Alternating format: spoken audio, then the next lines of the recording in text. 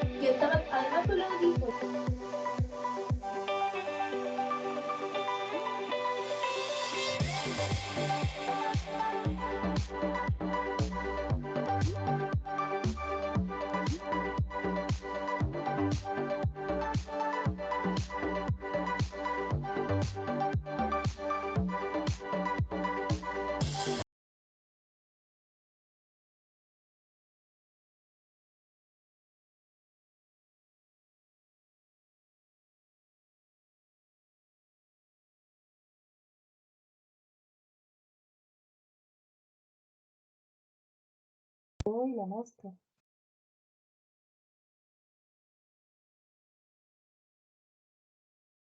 Patricia Paciencia.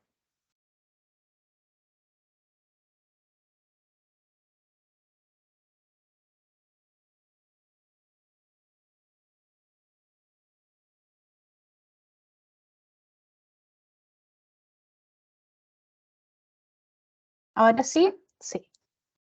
Hola, hola, buenas tardes a todos. Les damos la más cordial bienvenida a esta primera jornada de workshop. Les queremos pedir que por favor dejen sus micrófonos silenciados durante la presentación y luego ya vamos a tener la oportunidad de poder hacer preguntas al final de la jornada. Esta es una iniciativa que se da en conjunto entre el Centro de Innovación y Desarrollo Docente y el Centro de Recursos de Aprendizaje e Innovación. Así que voy a dejar con ustedes a la directora Jimena Sobarzo, quien va a ser hoy día nuestra mediadora y además va a poder presentar a nuestro invitado del día de hoy. Así que dejo a Jimena para que nos pueda presentar a nuestro invitado y les dé la contextualización de nuestro workshop.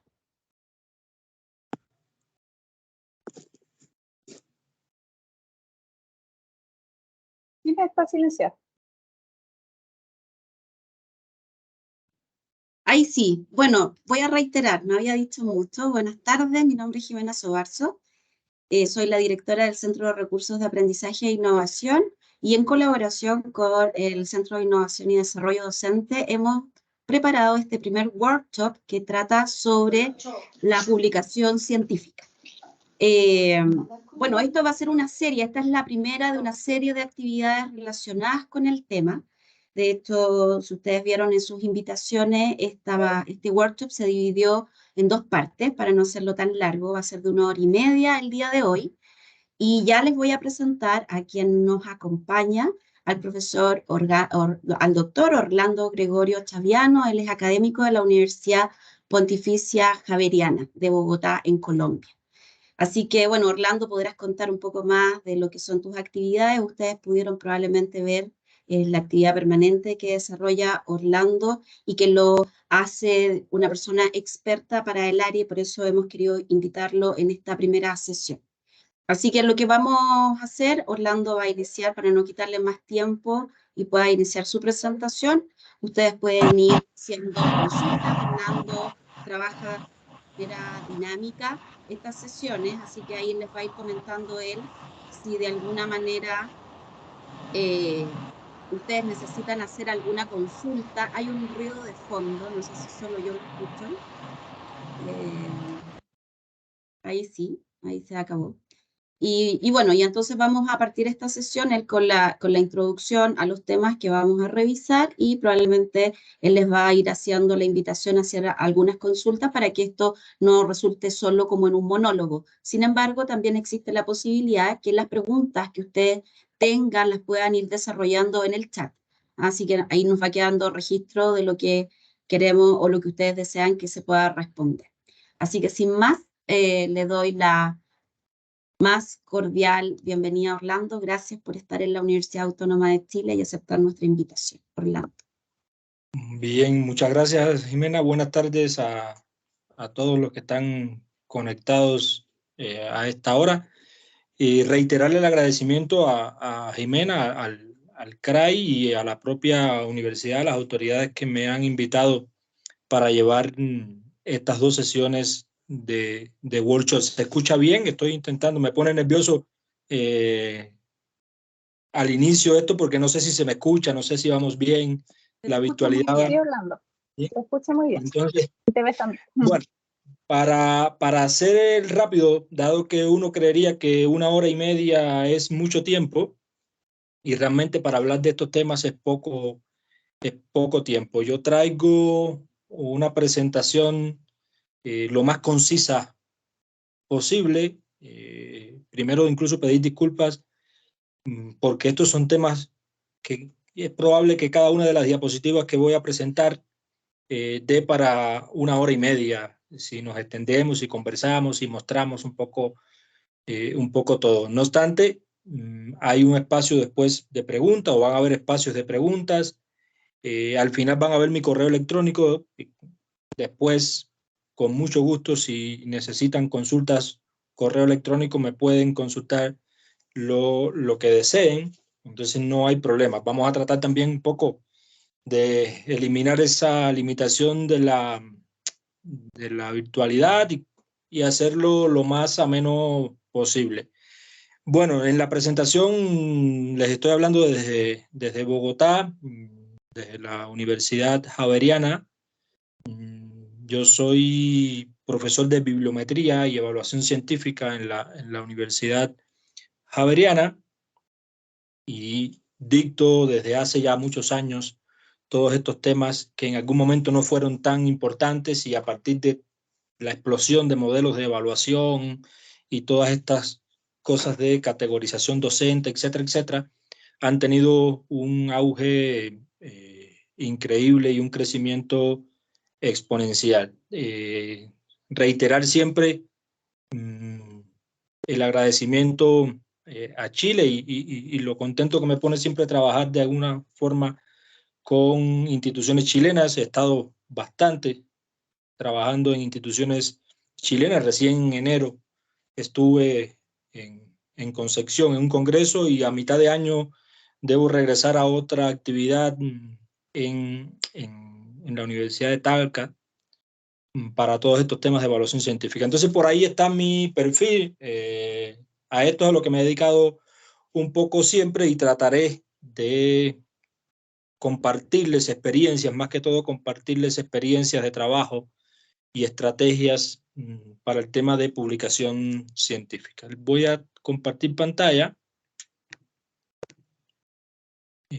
para mostrar acá, a ver si se alcanza a ver. Creo que hay. Le llamé a la charla la investigación científica, de la idea a la publicación, un poco con la idea, valga la redundancia, de mostrar algunos pasos importantes de cómo vamos generando investigación y vamos convirtiendo esas ideas de investigación y vamos convirtiendo esos proyectos de investigación en publicación científica. Me voy a centrar más acá, en estas 2 sesiones de workshop, en el artículo científico publicado en revistas de impacto. Pero hago la observación inicial de que la producción científica o la generación de nuevo conocimiento registrado en revistas de impacto o en revistas científicas no es la única, no es el único medio de comunicación de la ciencia hoy existente, ni mucho menos, pero es el más importante por muchas razones de las que vamos a ver acá. Entonces, por eso me he centrado un poco en ese producto de investigación de artículos científicos que son básicamente los que más ponderan en la investigación. Yo estaba comentando a la organización del workshop que voy a dividir un poco como en 3 partes la presentación. Voy a mostrar un contexto inicial y a partir de ese contexto inicial, que son unas 2 o 3 diapositivas, hago un alto por si hay preguntas relacionadas con esa primera parte, que es más que todo de contexto teórico de lo que está sucediendo. Habrá una segunda parte, una parte intermedia, donde ya voy a mostrar un poco el mundo de las revistas científicas y el proceso de selección de revistas, y haré otro corte por si hay preguntas, y al final dejaremos otro espacio también para preguntas, de forma tal que no sea yo leyendo diapositivas y al final dejemos las preguntas. Preferí dejarlo así también para hacerlo un poco más dinámico. Entonces pueden ir, creo, que compartiendo preguntas en el chat y estaremos atentos para esas preguntas. Si nos fijamos en el programa, yo dejé acá tanto la estructura de lo que voy a comentar hoy y lo que voy a comentar el lunes. Hoy voy a contextualizar esa parte de lo que está sucediendo, la idea, el proceso de búsqueda, la selección de revistas, un poco ese proceso previo de justificación de por qué escribimos, por qué necesitamos escribir artículos y qué pasa con el mundo de las revistas científicas y esa relación con los modelos de evaluación, de forma tal que tengamos un contexto con aproximaciones teórico-prácticas. Vamos a ver si alcanzo también a mostrarles algunos elementos, aunque traté de mostrar casi todo en las diapositivas por cuestiones de tiempo. Y para el lunes entonces dejé un tanto las métricas, que no alcanzamos tampoco a ver todas las métricas y los indicadores bibliométricos existentes. Si nos metemos en la bibliometría actual, son aproximadamente 200 indicadores de una u otra forma. Entonces trataré de mostrar un tanto los indicadores y las métricas que necesitamos en ese día a día de investigación, entenderlas en lo teórico y en lo metodológico y en la lectura de los resultados, para qué me sirven. Un poco la estructura de los artículos de investigación, por eso les decía que me concentraré en los artículos y el proceso de visibilidad de la investigación. Entonces tendremos 2 momentos entre hoy y el lunes, una visión de contexto y el mundo de las revistas científicas y una visión de métricas y un recorrido por las principales métricas, para que al final podamos tener conocimiento un poco sobre lo que podemos hacer a partir de lo que está sucediendo en estos ecosistemas de investigación. También decía al inicio que yo, bueno, la presentación también la puedo compartir, aunque más bien son ideas que he dejado acá para conversar. Acá no hay tanto, fíjense que no van a haber bibliografías y referencias bibliográficas. Esto es un poco mis experiencias de trabajo de 20 y tantos años trabajando en bibliometría, que ya prácticamente me sé un poco todo esto casi a ojos cerrados, porque es el día a día y es lo único que trabajo. Entonces son un poco experiencias sobre lo que está sucediendo. Y si hablamos un poco hoy de comunicación de la ciencia, todo lo que está sucediendo en la comunicación científica, podemos partir de elementos como este que está al inicio de la revista científica como principal medio de comunicación y canal de comunicación. Hay otras plataformas, hay otros canales, libros, capítulos de libros, congresos, patentes, etcétera, etcétera. Pero sobre las revistas científicas es que se han enfocado un poco los intereses por muchas razones que están un poco más adelante. Y eso justifica un tanto lo que voy a ir conversando acá. Eso ha llevado a que la evaluación en diferentes niveles de agregación, en diferentes agregados científicos, a nivel de incluso de países, instituciones, grupos de investigación, investigadores, las propias revistas, la evaluación está basada en métricas e indicadores de citación o de impacto. Cada vez que vemos un ranking, aunque los rankings tienen diferentes dimensiones, la dimensión de investigación y la dimensión de impacto y de citas es una de las dimensiones que más pondera.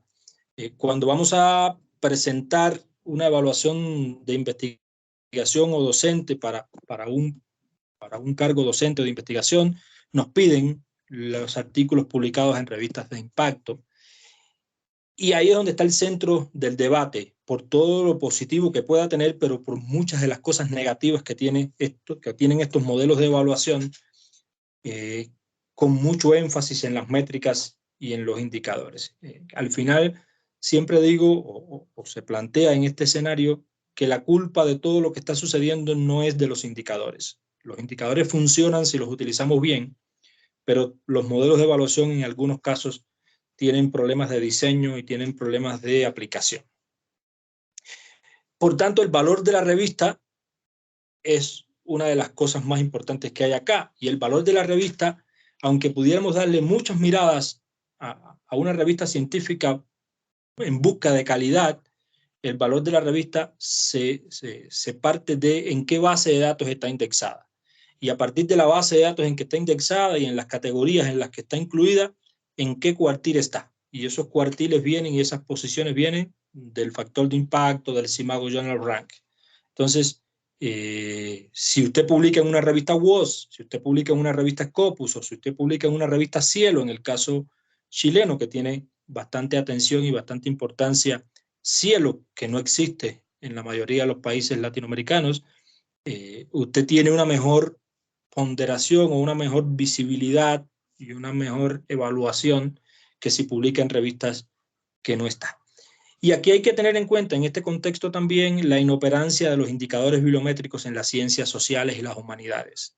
A ojo cerrado, casi siempre los indicadores funcionan en las ciencias básicas y aplicadas, pero los indicadores no siempre funcionan en las ciencias sociales y en las humanidades, porque las prácticas de publicación, los comportamientos disciplinares de las ciencias sociales y mucho más de las humanidades no se ajustan a estas métricas cuantitativas, porque la cita no es el proxy de calidad y no es el proxy de evaluación de las ciencias sociales y las humanidades. Y a veces ahí se comienzan a cometer errores también de evaluar de la misma forma las ciencias básicas y aplicadas y las ciencias sociales y las humanidades, cuando tendríamos que hacer distinciones a la hora de mirar la producción científica, la visibilidad de la investigación. De aquí parte un poco este contexto en el que les quiero comenzar a hablar.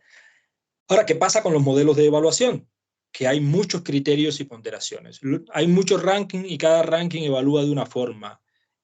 Cada universidad, aunque se rigen por las agencias nacionales a nivel país, cada universidad tiene sus propios modelos, sus propias ponderaciones, sus propios criterios. Que al final se resume todo en que si usted publica en Web of Science y Scopus, vuelvo a plantearlo, todo va bien, pero hay diferentes criterios, ponderaciones, valores de lo que vale un producto de investigación u otro. Todo esto es usado como control de actividad científica y herramientas de valoración, lo que decía un tanto en la diapositiva anterior. Los modelos de evaluación sirven para controlar la actividad científica, para tener insumos de con qué yo medir a un docente investigador.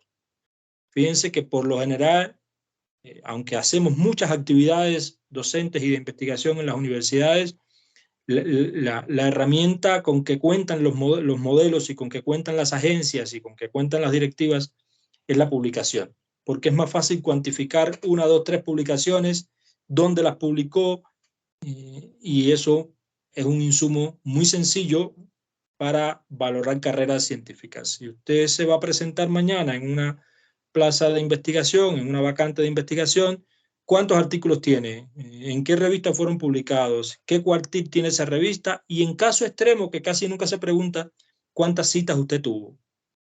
Pero lo que se mira es la revista y no el artículo. Bueno, esto, la publicación en revistas de impacto, que tiene mayor relevancia en los modelos de evaluación, los productos de WOS y Scopus y los cuartiles, como estaba mencionando, y se olvida en muchos casos que existen otros canales y al final, en la mayoría de los países latinoamericanos sucede que ¿para qué entonces existe Cielo? ¿Para qué entonces existe Redalyc? ¿Para qué entonces existen otras bases de datos, incluso propias de las disciplinas, si todo se vuelca en Web of Science, si todo se va a Scopus, en menor medida a Cielo y los cuartiles en el que está la revista donde publicamos? Y aquí vuelvo un poco a lo que mencionaba de otros canales de comunicación. Entonces, los que escriben libros, escribir un libro lleva más tiempo. Mientras se escribe un libro, yo puedo publicar 3 artículos y ahí viene toda esa diversidad de criterios, de ponderaciones, de formas de evaluar. De forma tal que este es un poco el contexto. Y en este contexto, incluí esta diapositiva porque las universidades hoy están muy volcadas en conocer en sus informes finales de investigación, en sus informes bibliométricos finales de investigación, qué hicieron, qué publicaron, dónde publicaron, con quién publicaron, cuántas patentes, etcétera, etcétera, porque al final eso es lo que da relevancia en la investigación. Y muchas universidades pierden de vista otras propuestas y otras existencias de evaluación científica que están muy relacionadas.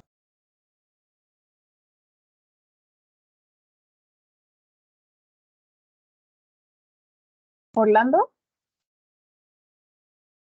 te silenciaste. ¿Se me silenció? Sí, ahí sí. No me di cuenta desde cuándo. Ahora no sé desde cuándo no se me estaba escuchando. Fue recién, no te preocupes. Ah, ya, disculpen. Decía, para retomar la idea, que las universidades se enfocan mucho en la valoración de su investigación, en lo que publican en forma de artículos, en productos de investigación, libros, capítulos, patentes, etcétera, etcétera. Y muchas veces perdemos de vista en las universidades el impacto social de la investigación.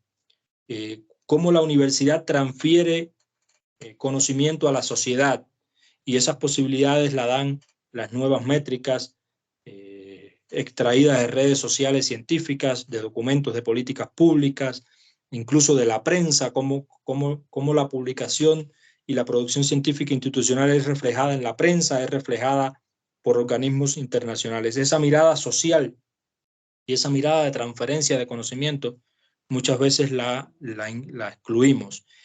Olvidamos también evaluar no solo los resultados, sino los procesos, y aquí entra un poco el mundo de la cienciometría y la necesidad de evaluar todo desde la perspectiva de la bibliometría evaluativa. No solo ir a los resultados de investigación, sino a cómo se hizo investigación. No solo los resultados, sino los procesos. Publicamos tanto con cuántos investigadores, publicamos tanto con cuánto presupuesto, publicamos tanto con cuántos proyectos de investigación. La movilidad académica, cómo nuestros científicos trabajaron en colaboración, cómo fuimos capaces de importar investigación hacia nuestra universidad y cómo fuimos capaces de exportar investigación también hacia afuera. Y eso no solo lo debe mirar la universidad a nivel macro, eso lo deben mirar también los investigadores en su día a día, en cómo colaboran, con quién colaboran, con qué presupuesto trabajan, cuánto se gasta en publicar artículos que cuestan, los famosos APC o Article Processing Charge, el costo de publicación de los artículos.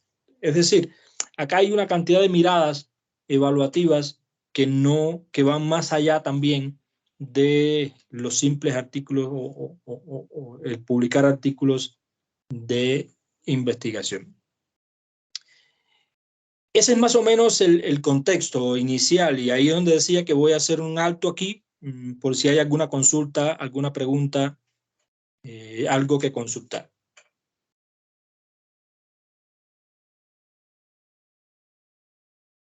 O si vamos bien, no sé.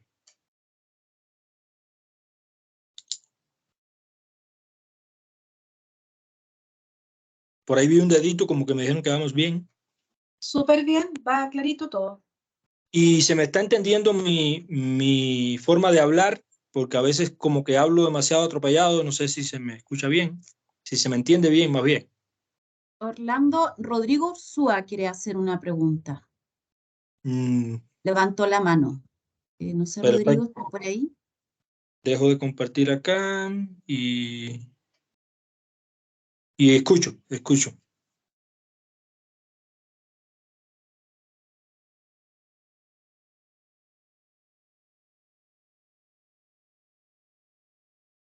Rodrigo, ¿estás por ahí? Bueno, yo vi que había levantado la mano. No sé si no, podemos avanzar nomás, Orlando. Vale, no estoy pendiente, cualquier cosa me pueden interrumpir sin Ok, yo te voy a avisar. problema. Ese era un poco el contexto resumido, porque ya les digo, cuestiones de tiempo.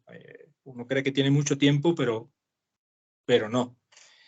Con toda esa situación, o toda esta situación de contexto muy rápido que he planteado, tiene algunos efectos importantes también que es importante conocer como investigadores, como profesores. Fíjense que las líneas de investigación han tenido alteraciones en muchos sistemas de investigación. ¿Qué sucede? Si a mí me están evaluando, hay como algo, un ruido de fondo, no sé si se me escucha bien.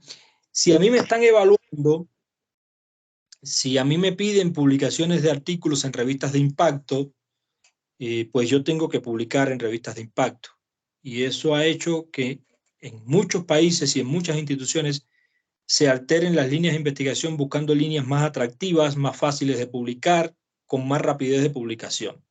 Es decir, toda esta parafernalia, como digo yo, del publish or perish, ha traído esto, entre otras. Tiene muchísimas cosas buenas, pero tiene algunos elementos negativos. Ha traído como consecuencia también las malas prácticas de publicación, plagio, autoplagio, publicación duplicada, publicación salami, manipulación de citas, etcétera, etcétera. Yo tomo una tesis y de esa tesis saco 4 publicaciones, o publiqué algo en algún momento y lo rehago un poco y lo envío a otra revista porque necesito cantidad.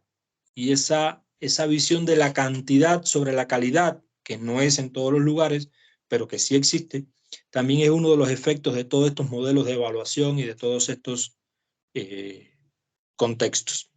La alteración del mercado internacional de revistas, es decir, las revistas que están en Web of Science sobre todo, y que tienen factor de impacto, el JIF es el Journal Impact Factor, que es la medida clave de evaluación de revistas en Web of Science.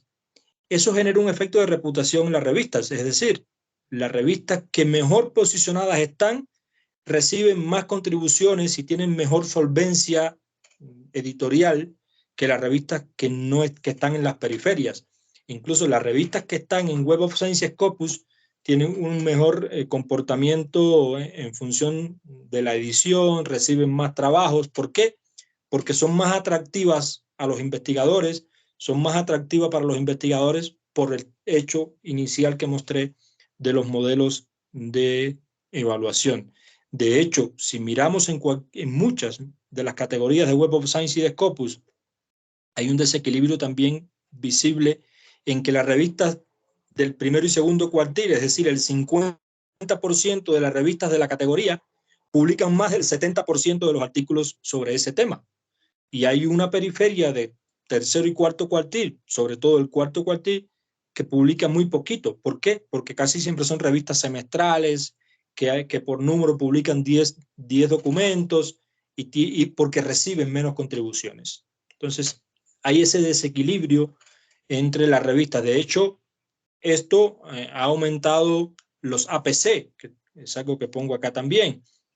esta presión de los autores o esta necesidad quizás de los autores por publicar en revistas de impacto y el prestigio que están teniendo estas revistas de Quartil 1, Quartil 2, que son las que más contribuciones reciben, ha acelerado el precio de los APC. Esto es como en un mercado. El APC es el Article Processing Charge, lo que cuesta un artículo o lo que cobran las revistas por publicar un artículo, que oscila entre los $300, que casi no encontramos revistas que cobren $300, hasta revistas que cobran $10,000 por publicar un artículo. De hecho, revistas que el año pasado, conozco 3, 4 títulos, que el año pasado cobraban 800, 900 euros por publicar un artículo, este año están cobrando 1.300, 1.500 euros por publicar un artículo, porque por efectos de mercado nos sentimos importantes, estamos en Quartil 1, recibimos muchas contribuciones, pues vamos a aumentar el precio, y esto ha disparado las alarmas. Muchas universidades incluso no llevan esta contabilidad de lo que gastan en APC. De hecho, es un problema también de gastos y de costos para la universidad. Fíjense que muchas universidades, ¿cuántas veces pagan? Pagan el artículo, porque esto no lo paga un investigador, alguien paga, y casi siempre paga la universidad o el proyecto, pero estos son dineros públicos muchas veces o dinero de la universidad. Pagan para publicar, después la biblioteca compra las bases de datos y gasta en suscripción, y después muchas universidades tienen incentivos a la publicación, le pagan a los investigadores por publicar y vuelven a pagar. Es decir, se termina gastando una cantidad inmensa de dinero por publicar en revistas importantes, porque son las que más valen, son las que más ponderan, son las que más prestigio nos dan. Eso también es un poco el efecto de lo que ha sucedido hoy. Y al final, ¿qué es lo que deben hacer las universidades o lo que pueden hacer? Yo siempre les paso la pelota a la otra cancha. Las bibliotecas tienen un lugar importante acá en mostrarle a los investigadores el mundo de las revistas científicas, cuáles son esas buenas revistas que no cobran y cómo podemos crear planes de escritura de artículos, de investigación, para no tener que gastar dinero en APCs y publicar con calidad. Y además de esto, las revistas científicas a la periferia, es decir, las revistas que no están en WOS y en Scopus, que no son atractivas para los investigadores, ¿qué pasa con ellas? Como esas revistas periféricas, que yo acá le llamo periféricas, que están en los últimos cuartiles, en las últimas posiciones, en WOS o en Scopus, o que no están. ¿Qué interés tienen para los investigadores esas revistas? ¿Y qué van a hacer las universidades o qué pueden hacer las universidades para mejorar esas revistas? Es un poco la situación también actual, o un resumen de la situación actual derivada de esos modelos de evaluación que yo les estaba mostrando al inicio. Y aquí llego entonces al mundo de las revistas científicas, que es un poco la parte importante de lo que vamos a conversar hoy. Vuelvo a repetir lo que está en amarillo: principal medio, pero no es solo el principal medio de divulgación, sino que es la herramienta por la que nos evalúan. Y ahora vamos a ver un poco más adelante que está esa triple mirada que tienen las revistas científicas. ¿Cuáles son las problemáticas o algunas de las problemáticas que tienen las revistas científicas dentro del contexto, dentro del escenario de la evaluación de la ciencia? Que le damos mayor importancia al medio y al contenido, vale más el continente que el contenido. Es decir, si usted publica en una revista de Quartil 1, va muy bien. Si usted publica en una revista WOS, Web of Science, o una revista Scopus, muy bien. Y casi siempre no. Lo que nos preguntan los modelos de evaluación es eso que ya comentaba anteriormente. ¿En qué revista usted publicó? Fíjense que casi nunca, para no ser absoluto, ningún modelo de evaluación nos pregunta qué publicaste, qué pasó con tu publicación, cuántas citas ha tenido, aunque uno lo mira un poco por el egocentrismo científico que nos caracteriza a los investigadores, si me citaron. Esas preguntas forman parte de los pasillos, pero no forman parte de los modelos en general. Nos preguntan en qué revista publicaste. Y es como que qué carro te compraste, en qué parte de la ciudad vives, y eso es lo que da un poco el elitismo científico. Después, si el artículo se citó, si lo leyeron, eso lo voy a poner un poco en lenguaje coloquial, eso no es problema nuestro. Ya yo publiqué, me marcaron en la universidad que publiqué un artículo en una revista importante y seguimos adelante. Seguimos buscando otras revistas para publicar otros artículos y seguir teniendo visibilidad y prestigio científico. Además, esto se basa, los modelos de evaluación se basan en la posición de las revistas. Ya es una repetición de lo que estaba hablando. Pero ¿qué problema hay? Que sobre todo en ciencias sociales y en las humanidades hay pocas revistas en el JCR, que es el sistema. Yo les voy a dar un recorrido el lunes por el Journal Citation Report y por el SJR.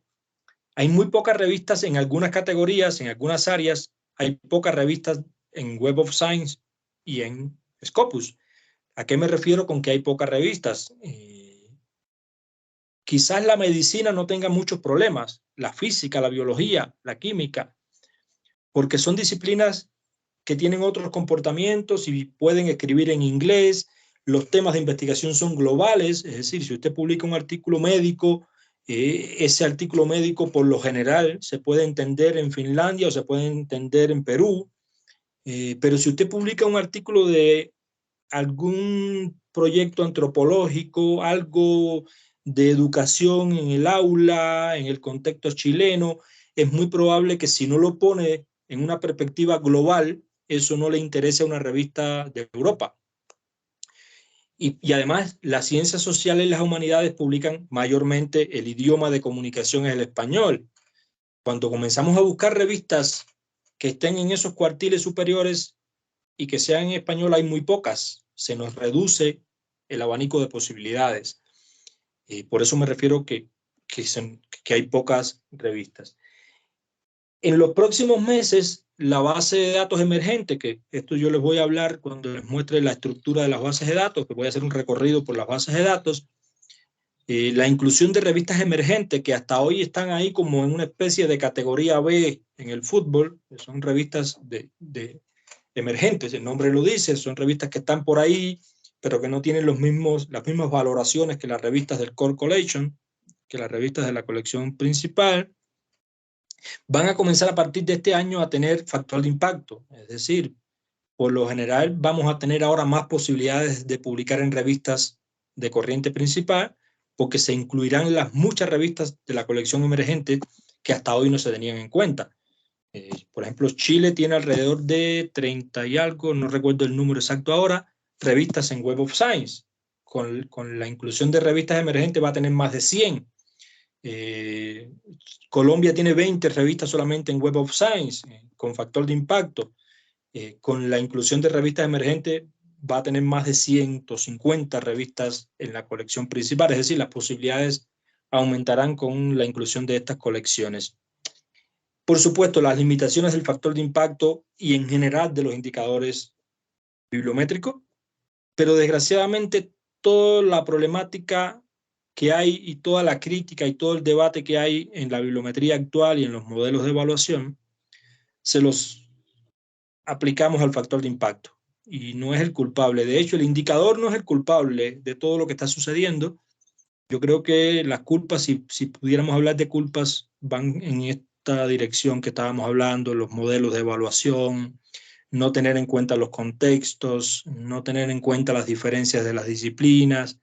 Por eso, a la hora de planear la investigación, de valorar la investigación, hay que tener en cuenta muchos factores, muchas veces subjetivos, que impactan en todo esto y que no siempre son culpa de los indicadores.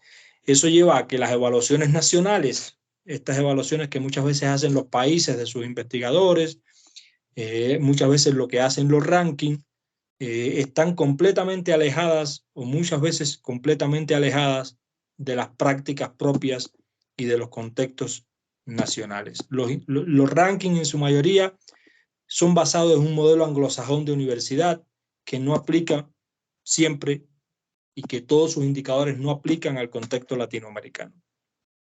Y desgraciadamente la prensa se hace eco de los rankings y de las universidades y eso va generando un efecto bola de nieve en todo este ecosistema de investigación, que al final a quien afecta es a los investigadores, porque es sobre quienes está la presión por publicar. Bien, hago otro corte por acá, por si hay alguna consulta, alguna pregunta.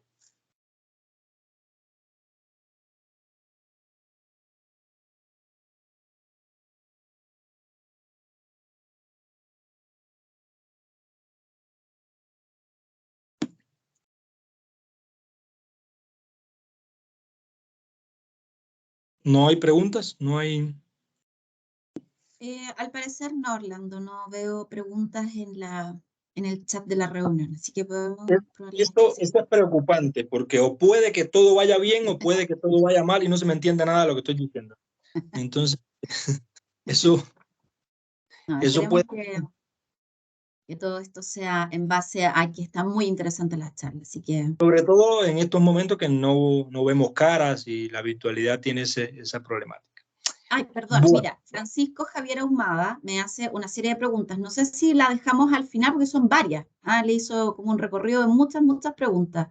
Entonces, Vamos a... Francisco, le aprovecho de decir a Francisco si le parece que las podamos leer al final. Las voy a tener acá guardaditas en el chat. Francisco, si te parece bien, lo dejamos así. Yo estoy vigilando el tiempo también para dejar un espacio lo más amplio que pueda al final. Ya. Fíjense lo que pasa entonces con las revistas científicas. Esta secuencia de diapositivas viene una de la otra. Traté de ir llevando un orden lógico y unas ideas para conversar. Fíjense lo que sucede entonces con las revistas y lo que yo hablaba de la triple visión. Los autores seleccionan revistas para publicar. Yo al final de la presentación van a ver un modelo de selección de revistas que yo tengo, que lo trabajo en los talleres con los profesores y los investigadores para el tema de selección de revistas, aunque hay muchas formas de seleccionar revistas, pero yo tengo un modelo un poco propio para esas cosas. Entonces, cuando yo decido publicar un artículo, y ya hablamos un poco de lo que pasa con las revistas y el valor de las bases de datos y los cuartiles, etcétera, etcétera, pues yo miro criterios para seleccionar una revista. ¿Qué le aporta cierta revista a mi currículum?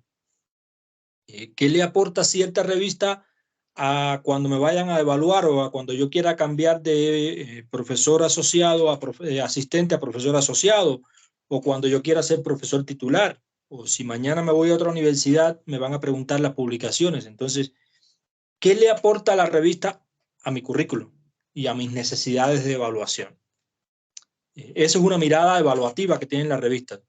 Esto lo muestro para justificar un poco que las revistas son las que más sufren, entre comillas, esta palabra sufrimiento, las que más sufren toda esta problemática.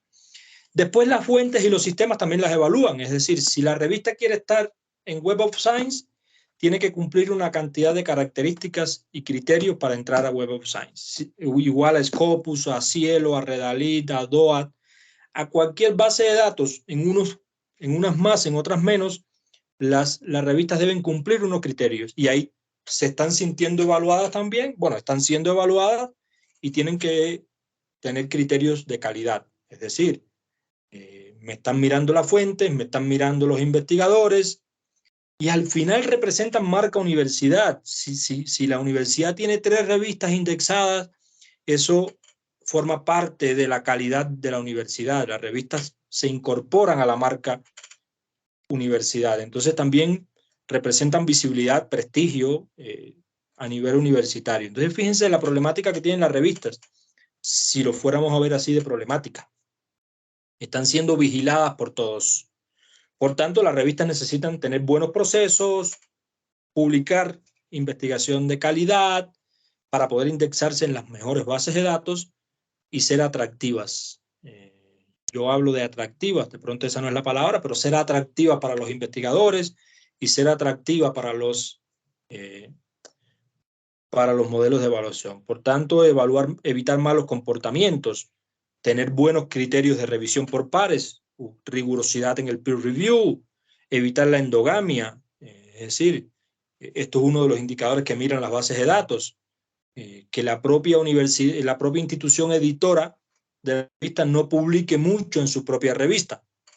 Tiene que publicar temas de calidad, de evitar esos temas irrelevantes en el sentido de que no son, no forman parte del debate actual de las disciplinas, porque si no, no van a tener citas o al final nadie te va a leer. Entonces, fíjense cuántas cosas pasan con las revistas, que además son los autores las que las van mirando. Entonces, los autores se hacen preguntas. ¿Está indexada? ¿Tiene buena revisión por pares? ¿Publica temas importantes? ¿Es una revista de la disciplina? Las revistas son como los bancos, que cuando usted le pregunten, dígame 3 revistas chilenas de educación o dígame la revista chilena más importante de medicina, usted las sepa. Que las revistas estén en el imaginario de los investigadores. Eso ya denota calidad en las revistas. Si a usted le preguntan cuál es la revista más importante de educación y usted es investigador de educación y usted no tiene en mente una revista chilena, es de pronto que no hay revistas chilenas con visibilidad internacional. Es un poco asociando esto al mundo de las marcas. ¿Qué es una buena revista? Y yo, incluso para cuidarme en salud, pongo buena entre comillas, porque esto de buena puede ser complicado. Marco en azul, ahí en dónde está indexada y en qué cuartil está, porque eso es casi siempre, repitiendo lo que ya hablé, lo que miramos. Entonces, si la revista está en WOS, si la revista está en Scopus y está en cuartil 1, es mejor que si está en cuartil 4. Entonces, de ahí partimos.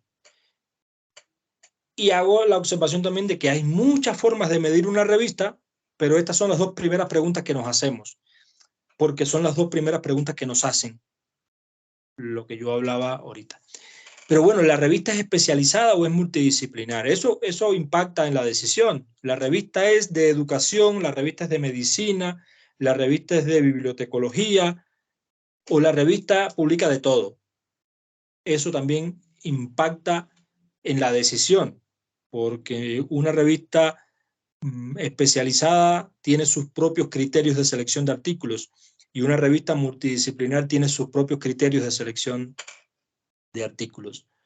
Y el alcance y la cobertura, es decir, es una revista global, una revista regional, una revista local, es una revista que publica temas chilenos o es una revista que publica investigación que le sirve a todos. Eso también hay que tenerlo en cuenta.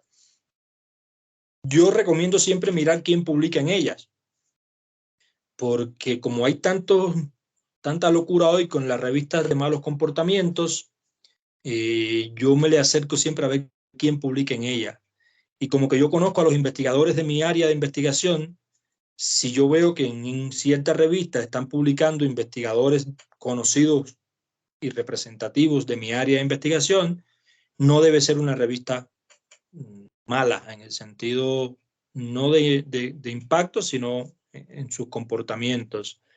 Los responsables de la revista publican en ella, es decir, yo hago esos ejercicios. Si el editor de la revista tiene 20 artículos publicados en la propia revista que él dirige, yo ahí no envío un artículo, porque eso es una revista quizás de mala práctica y hay que sospechar de ella. Yo por lo menos sospecho cuando veo que el editor jefe tiene 40 artículos o 20 artículos publicados en su revista, que cada año publica un artículo en su propia revista, eso me suena a trampa. Quizás no, pero me suena a trampa. Los comités que dirigen la revista, el comité editorial, el comité científico, son en general internacionales, son externos o son de la propia institución. Eso también es un comportamiento de calidad.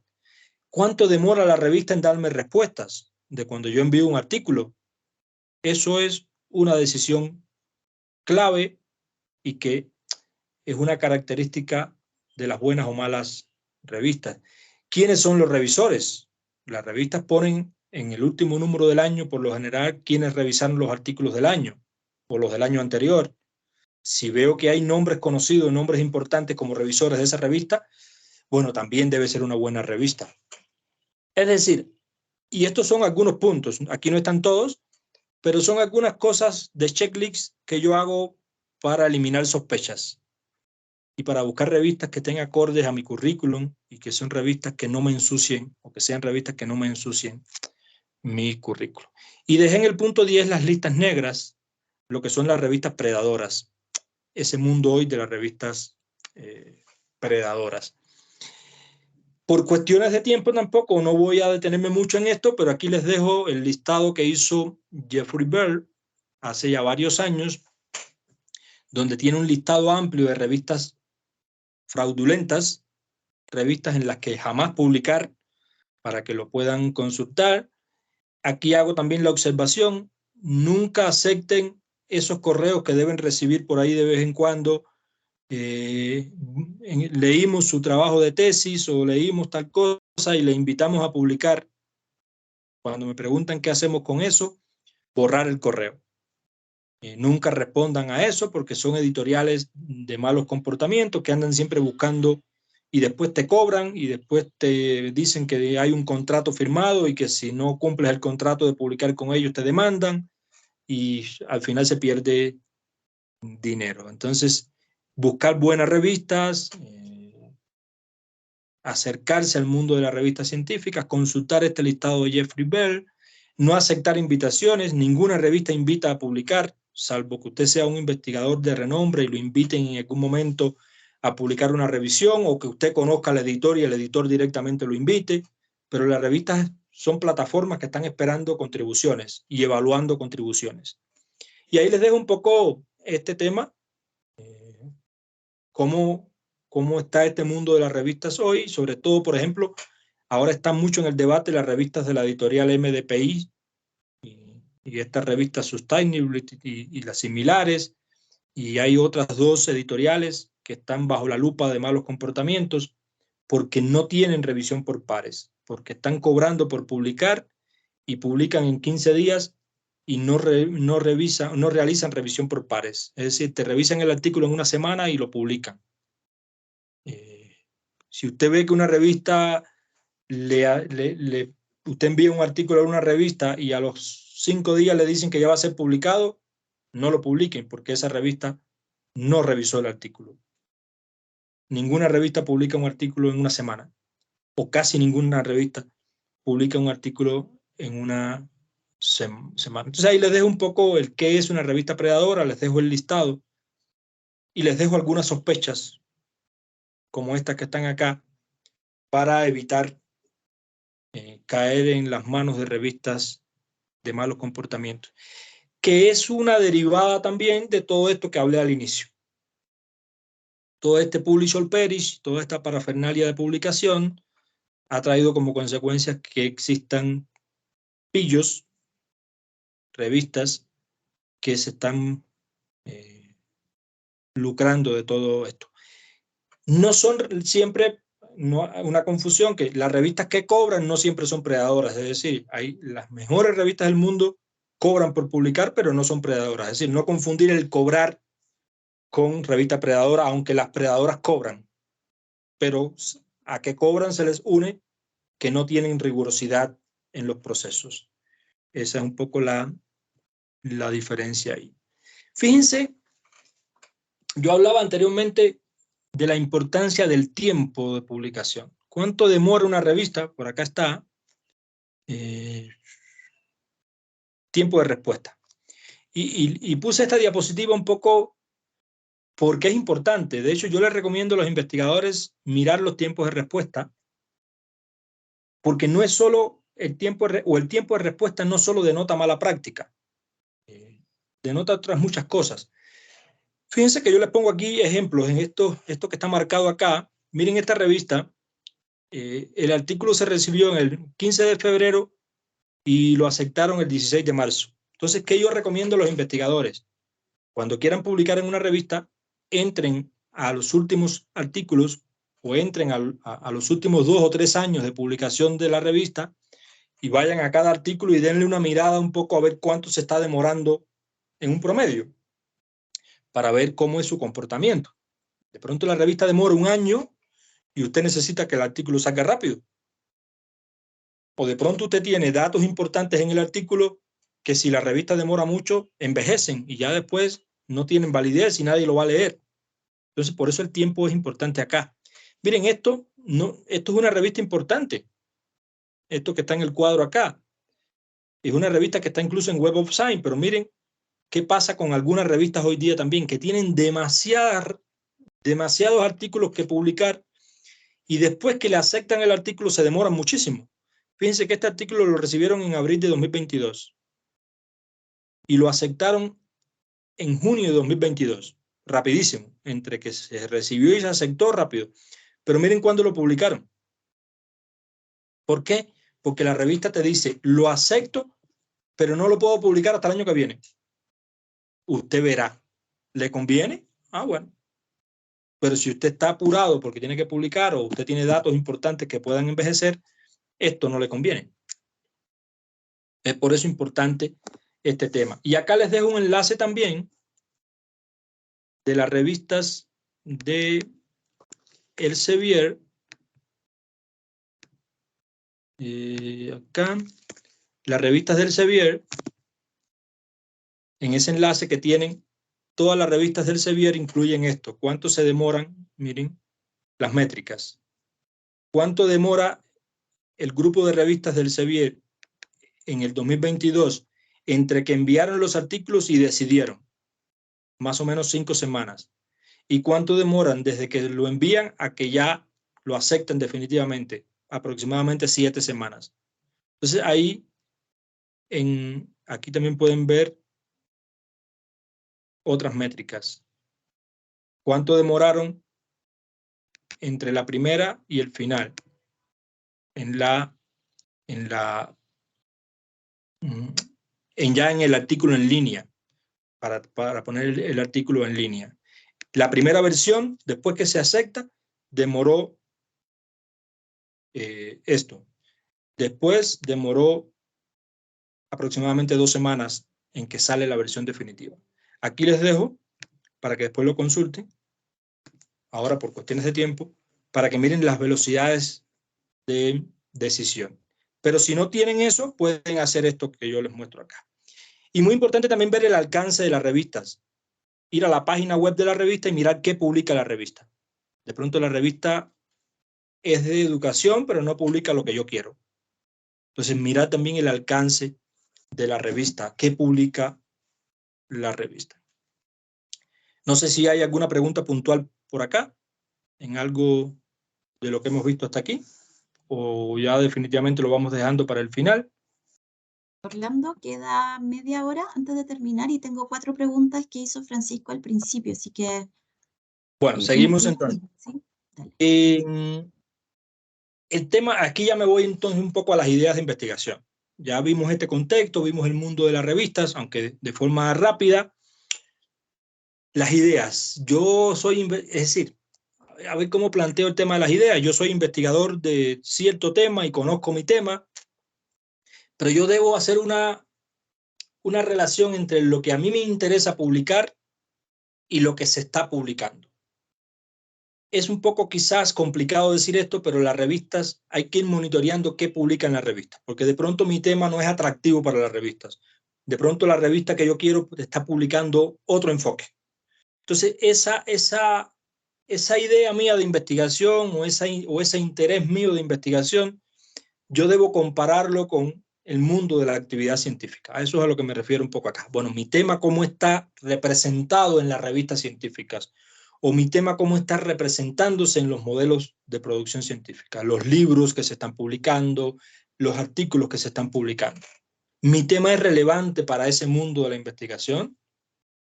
Es la pregunta un poco que yo debo comenzar a hacer acá. ¿Y cómo eso uno lo soluciona? Buscando fuentes de información, haciendo búsquedas, etcétera, etcétera. La línea de investigación hay que ir monitoreándolas por lo general. Es decir, estas líneas y estos intereses de investigación míos, ¿qué relevancia tienen para mí? ¿Qué relevancia tienen para las revistas? ¿Qué relevancia tienen para mi grupo de investigación? ¿Qué relevancia tienen para la institución?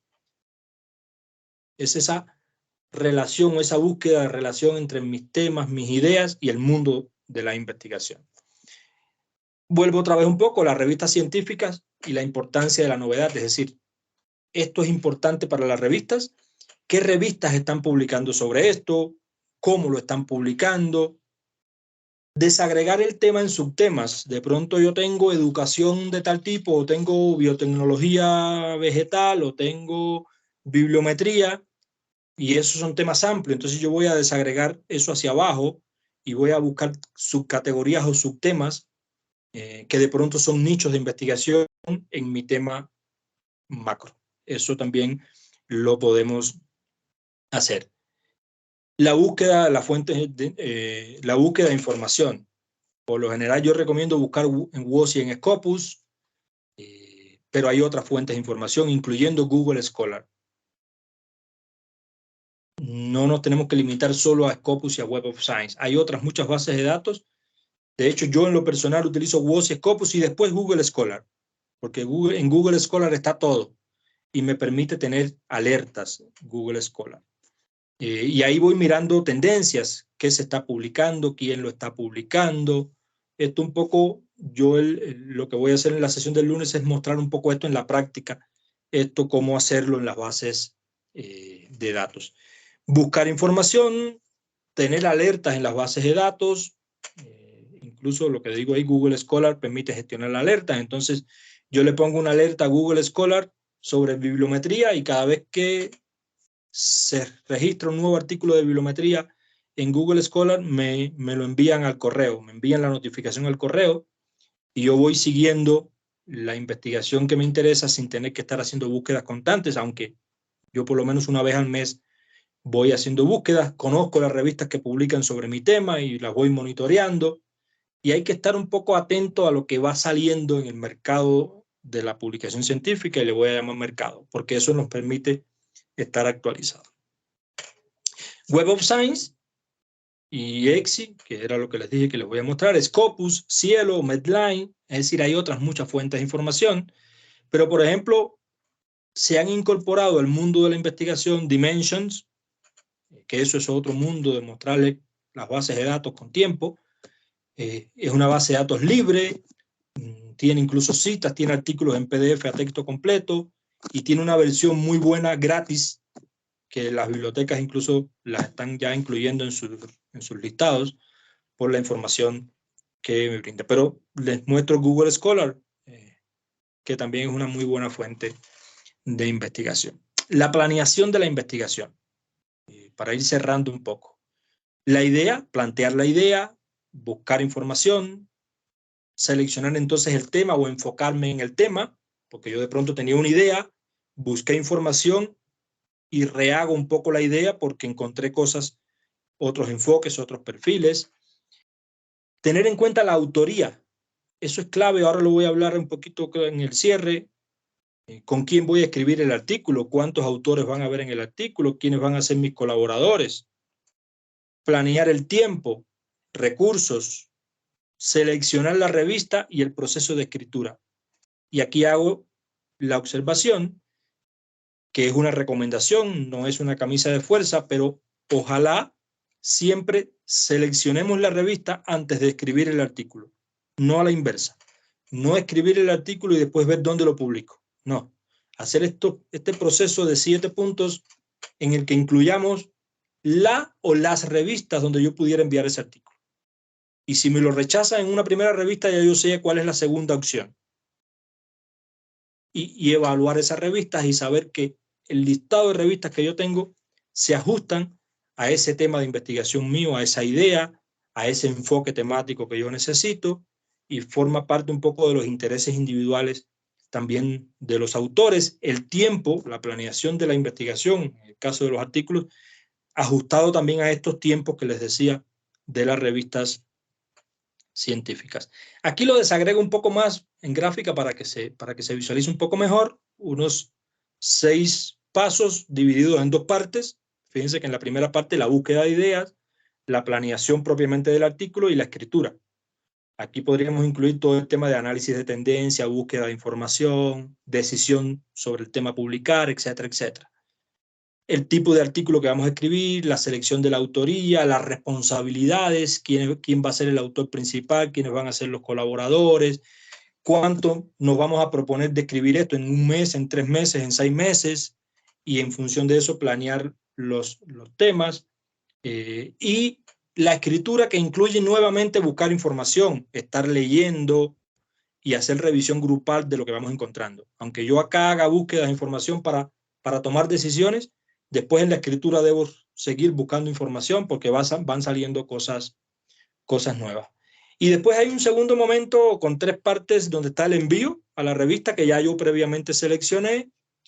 Cuando la revista toma decisiones, lo acepta o lo rechaza, pero en el caso de que lo acepten hay que responder a las observaciones, corregirlo, volverlo a enviar y cuando sale publicado entonces todos los temas de visibilidad, de ponerlo en el repositorio, dar a conocer el artículo, etcétera, etcétera. Esto es un proceso continuo. Yo siempre recomiendo que los investigadores vayan trabajando esto siempre en el tiempo, o al menos hacer todos estos procesos una vez al año, planear la investigación, conocer las revistas, etcétera, etcétera. Estudiar mucho el mundo de las revistas de su especialidad, conocer al menos algunas cosas de indicadores bibliométricos básicos que me permitan poder gestionar mi investigación. Bueno, aquí están los procesos de búsqueda.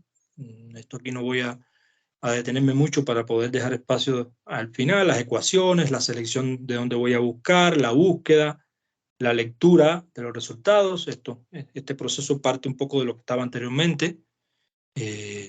Iniciar los procesos de búsqueda y de análisis desde la actualidad hacia atrás, es decir, qué es lo último que se está publicando y a partir de lo último darle miradas hacia atrás, evaluar bibliografías, mirar la bibliografía de los documentos, es decir, estudiar la información que vamos encontrando para crear buenos artículos con rigurosidad bibliográfica.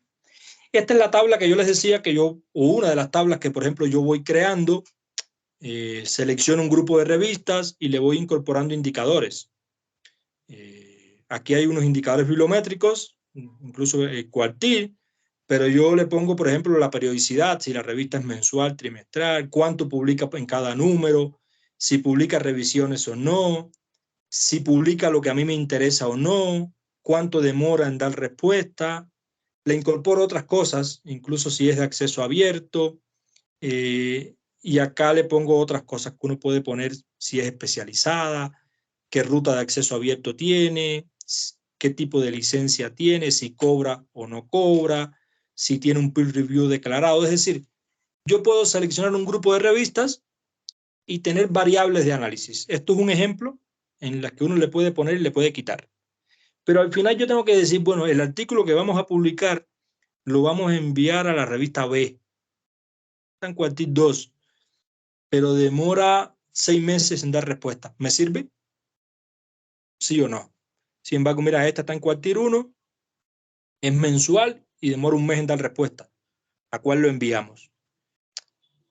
Conclusiones. Tener un poco de criterios para evaluar revistas. Tener algunos criterios para valorar revistas y tener un grupo de revistas donde enviar artículos. Si me lo rechazan en la B, sé que lo puedo enviar a la F. Y si me lo rechazan en la F, lo puedo enviar a la D. Y que no me pase que si me lo rechazan en un lugar, ¿y ahora dónde lo envío? Y esto forma parte, para hablarlo rápido, de este mundo del conocimiento sobre las revistas científicas. A lo que yo le llamo cruce de variables porque voy mirando indicadores. Aunque al final el cuartil es el que vale, como les hablaba al inicio, de pronto la revista no publica lo que yo quiero. Y está en cuartil 1, entonces yo voy tomando decisiones ahí en función de las necesidades. Y bueno, ya, aquí era un poco lo que iba a... Traté de ir rápido para poder conversar con más detenimiento, ya aquí lo que yo, por si hay ejemplos, y les dejo una actividad un poco por si también quieren comenzar a trabajar, realizar búsquedas temáticas. Eso forma parte de lo que esta actividad es con la que yo voy a comenzar a trabajar el lunes. Voy a hacer una búsqueda, voy a mostrarles cómo se buscan tendencias, pero recuerden que hay que planear el proceso de trabajo. Ese proceso de trabajo es cuánto nos vamos a proponer hacer el artículo en 1 mes, en 2 meses, en 3 meses. Y esa planeación incluye después mirar las revistas que ya tengo que seleccionar. Es decir, todo este proceso es a lo que me voy a dedicar en la sesión del lunes desde hacer búsquedas, mostrarles cómo analizamos ciertas tendencias, cómo encontramos ciertos indicadores en esas búsquedas y cómo analizamos para que al final puedan llevarse unos listados de selección de revistas, llevarse unas bibliografías. Esto es un tema amplio. La selección de la bibliografía tiene que ser o es uno de los momentos más importantes de un proceso de investigación. Yo como revisor, y muchos revisores, quizás acá de pronto haya alguien que revise artículos de revistas, yo una de las primeras cosas que miro es la bibliografía. Las bibliografías con ausencias denotan desconocimiento del tema. Y muchas veces los rechazos de los artículos están por el mal uso de la bibliografía, por ausencia de referencias importantes. Entonces, la rigurosidad en el proceso de búsqueda y la rigurosidad en el proceso de selección bibliográfica es clave. Por eso el tema de tener alertas e ir monitoreando estos temas de investigación, ¿vale? Traté de ir rápido. Lo voy a dejar un instante acá para ver este tema de las preguntas y las consultas y poder aclarar dudas, ¿vale? Sí. Hoy entonces voy a partir con las primeras preguntas que llegaron de parte de Francisco Ahumada, a quien le agradecemos. Y parto con la primera. Dice, de acuerdo a su experiencia, ¿cómo se debería medir el impacto de una publicación en ciencias sociales, humanidades? A ver, me perdí. Ciencias que sea diferencia a otras ciencias duras. Un poco lo que habías comentado. Bueno, entonces voy a ir por partes. Es un grave error decirle a un investigador de humanidades, de ciencias sociales, que si usted no publica en una revista de cuartil 1, usted está mal. No, yo creo que las universidades y los gestores de investigación deben tener de alguna forma cuáles son las revistas que aportan calidad a las ciencias sociales y las humanidades en las disciplinas. Tenemos un área de antropología.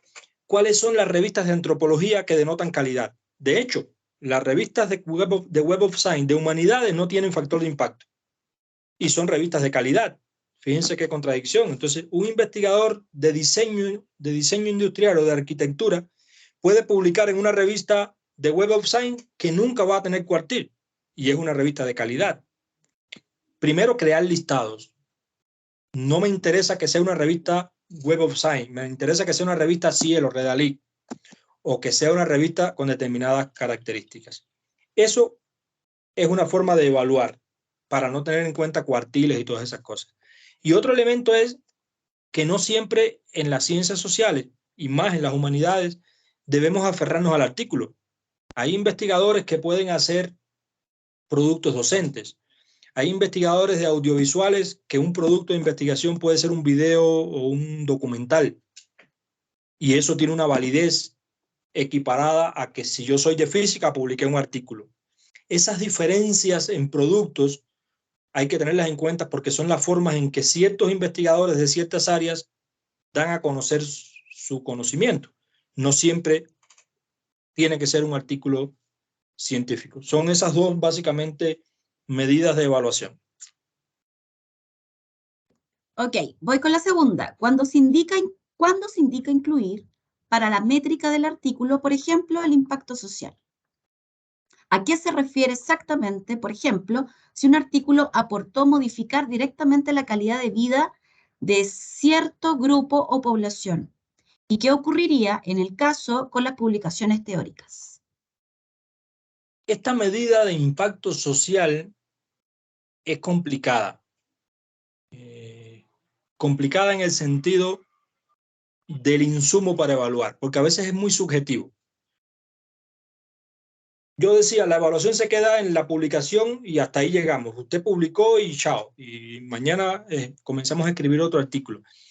Pero perdemos esa relación de la investigación con la sociedad.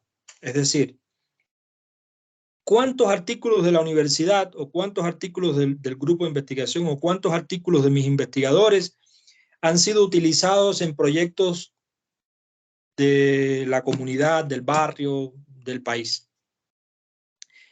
Pero esa medida es difícil de capturar y por eso casi nunca se utiliza. Esa sería una primera medida de impacto social. Hoy día tenemos las Altmetrics y hay varios software de medición de Altmetrics que les cuento rapidito. Por ejemplo, uno puede descargar la producción científica de la universidad o de la revista o mi investigación y hay dimensiones de análisis. Entonces ya estas métricas tienen análisis en redes sociales tradicionales y científicas. Y entonces, por ejemplo, yo puedo buscar cómo los artículos de la universidad, haciendo un estudio en un software que se llama altmetric.com, si quieren les doy una mirada rápida el lunes, si nos alcanza el tiempo, cómo los artículos de la universidad son recogidos por organismos internacionales, FAO, OPS, OMS, etcétera, etcétera. Y en la medida en que los artículos de la universidad o de un grupo de investigadores sean citados en organismos internacionales, eso es impacto importante, eso es un impacto social. La mirada académica, ¿cuántos de los artículos han sido citados en documentos de Wikipedia? Eso es impacto académico, por ejemplo, y es una medida que se puede sacar muy fácil. Los artículos de la universidad, ¿cómo han sido recogidos por fuentes noticiosas, por los periódicos importantes del mundo? Entonces, si yo publiqué un artículo y ese artículo lo citó el New York Times, eso es impacto mediático y eso es una mirada externa que tiene la universidad. Y después está el impacto social, que son mayormente las redes sociales tradicionales, cómo los artículos son recogidos por Twitter, cómo los artículos son recogidos por Facebook, pero más que todo Twitter, que es la red social científica, más que todo. Y eso te da una medida un poco de ver cómo la investigación está siendo recogida en fuentes no tradicionales. De hecho, cómo está siendo citada en patentes, eso es impacto tecnológico, que los artículos que tú publicas estén citados en fuentes de patentes. Cómo están siendo descargados a gestores bibliográficos como Mendeley, eso también es impacto académico. Es decir, hay otras formas de mirar un poco esto. Lo ideal sería dar esa mirada a cómo se está utilizando, pero a veces no tenemos la forma de medir esa utilización. Y estos software han venido un poco a ayudar en eso, para tener al menos una idea de la transferencia a la sociedad y del impacto más allá de las citas. Los informes bibliométricos ya están incluyendo por lo general estas métricas, ya no solo están mirando citas, sino también están mirando estos impactos sociales que denotan otro interés y denotan otro impacto. Ok, voy con la tercera. Gracias, Orlando. Cuando mencionó que el problema no es la métrica, sino su mal uso, ¿se refiere a las presiones de las universidades y propios investigadores por publicar en WOS Cuartil 1, 2 por temas económicos? Una posible solución, ¿cuál sería? Publicar en revistas Scopus, Cuartil 4, Cielo, y que las universidades y otras asociaciones lo apoyen. Bueno, las formas hay mucho. Déjenme ver cómo puedo organizar la respuesta. El problema de las métricas es, por ejemplo, pensar que una revista de factor de impacto alto me va a solucionar la vida de la investigación, o que el factor de impacto denota a ojo cerrado calidad. El factor de impacto es una métrica de promedio y como todas las métricas de promedio tienen problemas. ¿Cuál es la dificultad? Que se utilizan los indicadores para evaluar la investigación. Y el factor de impacto, por ejemplo, no es un indicador creado, como tampoco es el SJR de Simago un indicador creado para evaluar la investigación. Cuando se crea el factor de impacto, se creó con el objetivo de conocer cuáles eran las mejores revistas de un área para las colecciones de la biblioteca. ¿Qué revistas debería tener una biblioteca en química? ¿Qué revistas debería tener una biblioteca en física?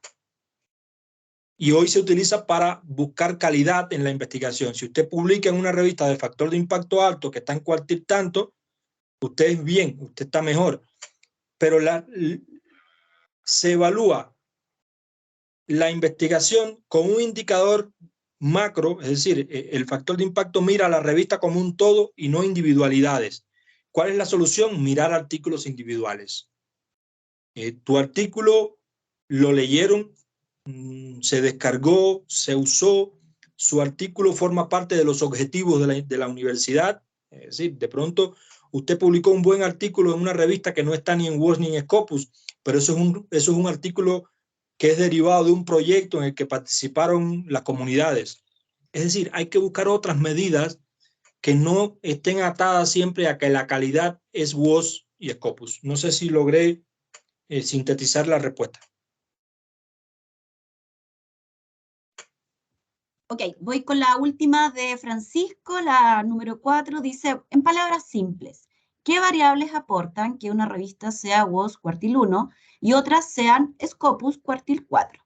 Pensando en los extremos, ¿el país y la universidad a la que pertenece la revista suma? No, lo que suma son las citas que tiene. Fíjense que los cuartiles se construyen, en el caso de Web of Science, a cada revista le calculan el factor de impacto. ¿Y cómo se calcula el factor de impacto? Una métrica de promedio dividiendo las citas recibidas en un año de los artículos publicados 2 años atrás. Es decir, si estamos sacando el factor de impacto de 2020, miramos las citas que en el 2020 recibieron los artículos que la revista publicó en el 2019 y 2018. Si estamos sacando el factor de impacto de 2022, las citas que en el 2022 recibieron los artículos de 2020 y 2021. Con el factor de impacto de cada revista se incorpora a una categoría, se ordenan las revistas en orden decreciente por el valor del impacto y se dividen las revistas en 4 partes iguales, por eso cuartiles. Lo mismo se hace en Scopus o en Simago. A cada revista se le calcula el Simago Journal Rank, el SJR, que es otra métrica y es una métrica de prestigio, que yo la voy a mostrar el lunes.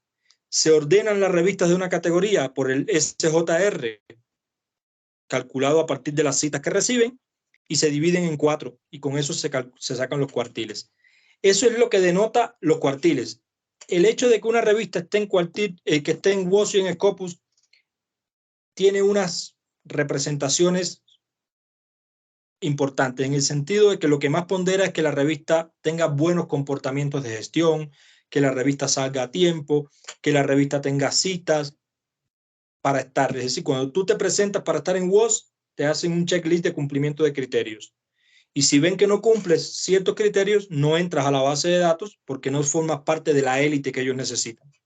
Igual en Scopus, te hacen unas evaluaciones, un checklist de criterios, y si no cumples todos o la mayoría, no entras porque no formas parte de la élite que ellos necesitan para tener citas, para tener las mejores revistas. Ya cuando estás dentro, te comienzan entre ellas a evaluar citas y hacen esta construcción que yo digo. Sin embargo, hay también especificidades. Hay áreas en las que hay pocas revistas y es más fácil entrar porque hay pocas revistas. Hay unas áreas en las que hay muchas revistas y ya ellos no necesitan otras revistas y es más difícil entrar. Son muchos criterios que no siempre vienen atados a la cita. Fíjense que en Web of Science hay aproximadamente 14.000 revistas, si la memoria no me falla. De ellas, unas 9.000 son de ciencias exactas. De unas 14.000 revistas que hay, 9.000 o 10.000 son de ciencias exactas. Y la otra, unas 3.000 por ahí más o menos, de ciencias sociales y humanidades. Es decir, las humanidades están menos representadas. Es más difícil para una revista de humanidades y ciencias sociales entrar a Web of Science que para una revista de ciencias básicas y aplicadas, por la representatividad. Igual los países.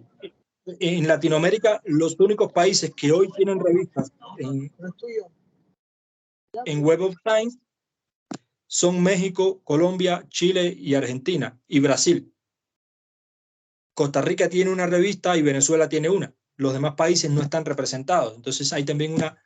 ¿Por qué? Porque las revistas latinoamericanas todavía en general no tienen los mejores comportamientos de gestión. No sé también si logré ser sintético.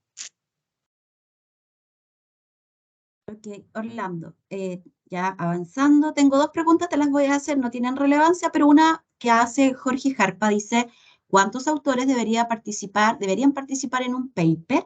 Y luego Claudia Salas dice, si se publican revistas de acceso abierto, ¿tiene un impacto negativo en la reputación de un investigador?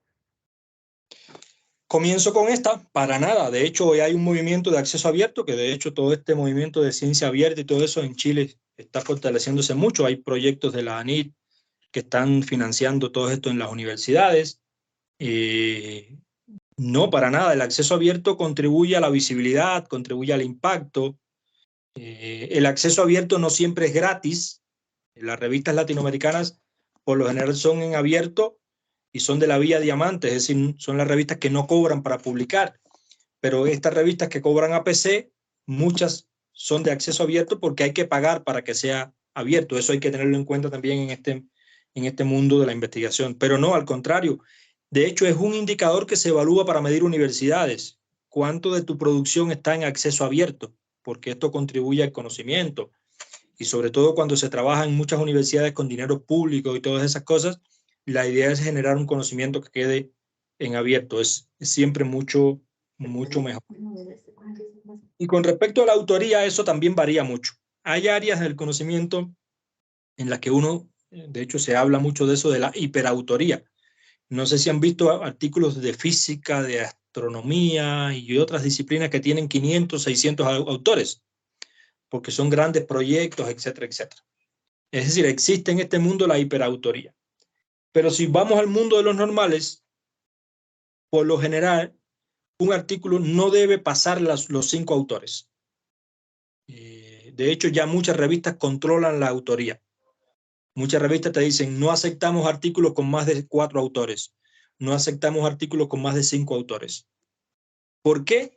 Por las contribuciones. Porque eso es otro tema incluso para un curso. ¿Quién puede ser autor de un artículo? Por lo general, los que trabajan en el artículo. El que lo creó, el que lo diseñó, el que procesa información, el que escribe.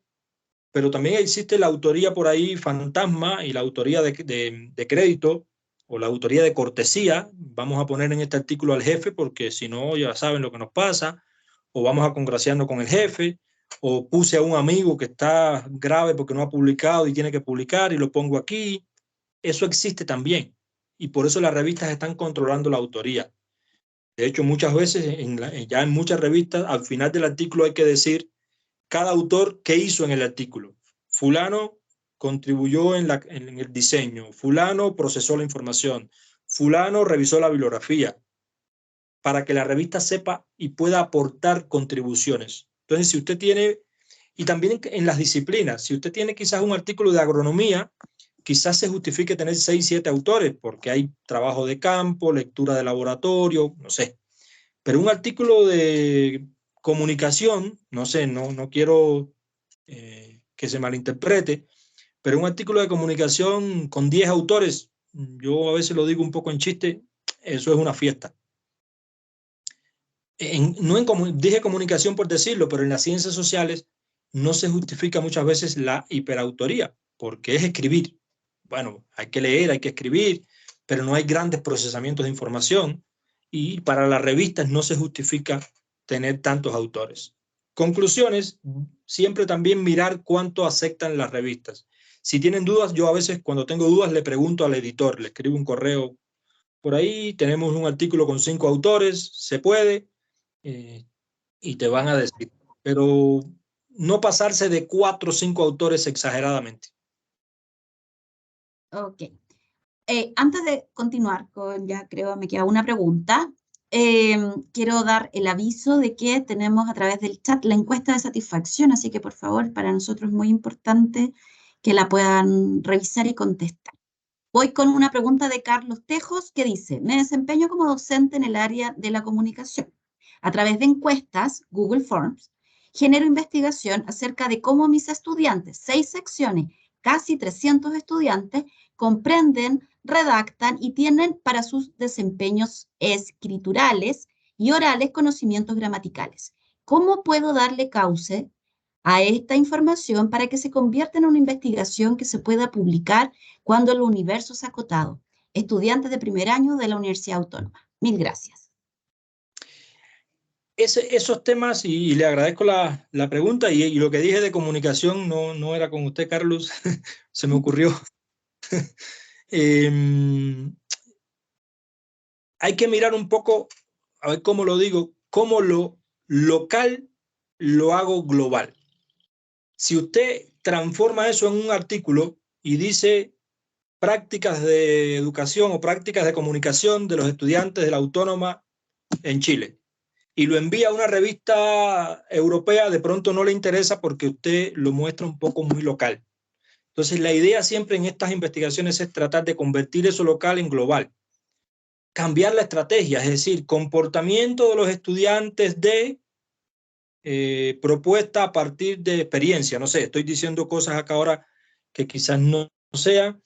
Es decir, buscar un poco el enfoque en el título de mostrar una realidad que sirve para replicarse en el mundo.